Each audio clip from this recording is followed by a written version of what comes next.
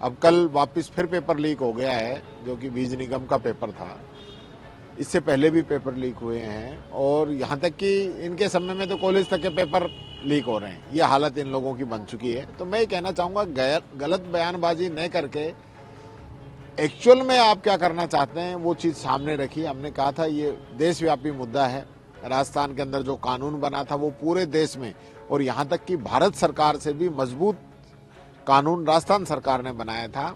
देखिए, उर्स चल रहा है ख्वाजा साहब का, और इसमें हमारे राष्ट्रीय अध्यक्ष मल्लिकार्जुन खड़गे साहब ने चद्दर भेजी है, जो इमरान प्रतापगढ़ी जी लेके आ रहे हैं। उनके साथ नासिर हुसैन जी भी आ रहे हैं, और हमारे यहाँ से मैं जा रहा हूँ, डोटासरा जी जा रहे हैं, रफीक खान जी, यामीन कागजी जी और सारे हमारे विधायक, काफ़ी लोग जाएंगे।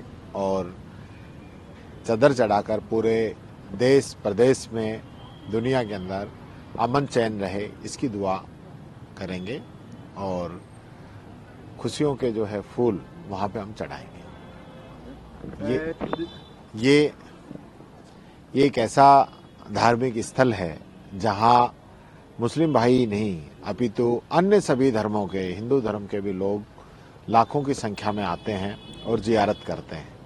ये एक ऐसा राजस्थान के अंदर ऐसी दरगाह है जो सामाजिक भाईचारे और प्यार प्रेम की एक अमिट छाप छोड़ती है, और सब लोग वहाँ बड़ी श्रद्धा के साथ जाते हैं।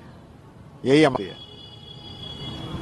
दिल्ली विधानसभा चुनाव का शंखनाद होने वाला है, तारीखों का कभी भी ऐलान हो सकता है, लेकिन उसके पहले जिस प्रकार की बयानबाजी नेताओं के बीच में चल रही है, जिस प्रकार के विवादित बयान सामने आ रहे हैं, बीजेपी के हाल ही में एक नेता ने जो बयान दिया प्रियंका गांधी जी को लेकर, आतिश जी के पिताजी को लेकर, किस तरह देखते हैं?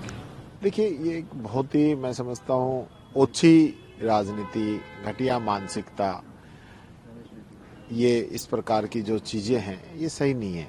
विदुड़ी जी ने ये पहला वाकया नहीं है, इससे पहले भी जिस प्रकार से लोकसभा के अंदर उन्होंने जाति धर्म को लेकर टिप्पणियां की थी, और आज वो फिर वापस प्रियंका गांधी जी के लिए बोल रहे हैं। आतिशी जो कि मुख्यमंत्री है, उनके पिता के बारे में बोल रहे हैं। तो ये एक इस प्रकार की चीजें शोभा नहीं देती।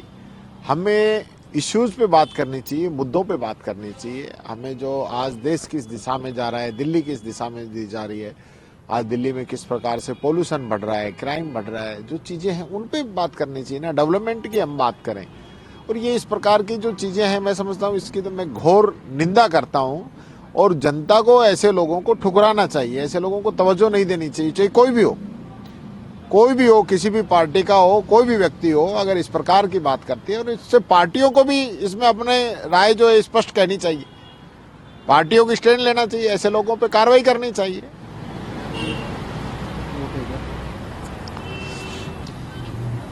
पेपर लीक को लेकर कई सवाल उठे हैं आपकी सरकार के दौरान। हाल ही में कल एसओजी ने एक बड़ी कार्रवाई करते हुए 10-12 लोगों को गिरफ्तार कराए कृषि विभाग की परीक्षा में पेपर लीक। देखिए, मैं ये कहना चाहूँगा, ये करारा तमाचा है बीजेपी के मुंह पे।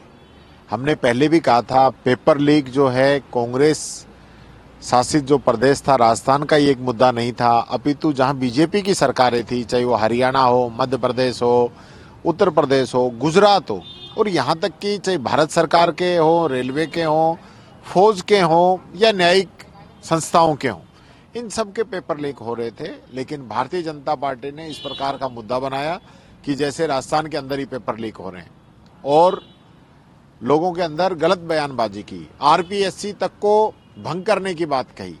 लेकिन आज चूंकि 1 वर्ष हो चुका है, और इनके समय में अब कल वापस फिर पेपर लीक हो गया है, जो कि बीज निगम का पेपर था।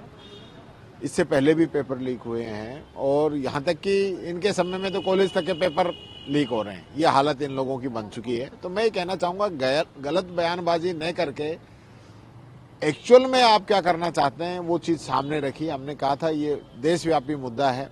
राजस्थान के अंदर जो कानून बना था वो पूरे देश में, और यहाँ तक कि भारत सरकार से भी मजबूत कानून राजस्थान सरकार ने बनाया था पेपर लीक माफिया के खिलाफ।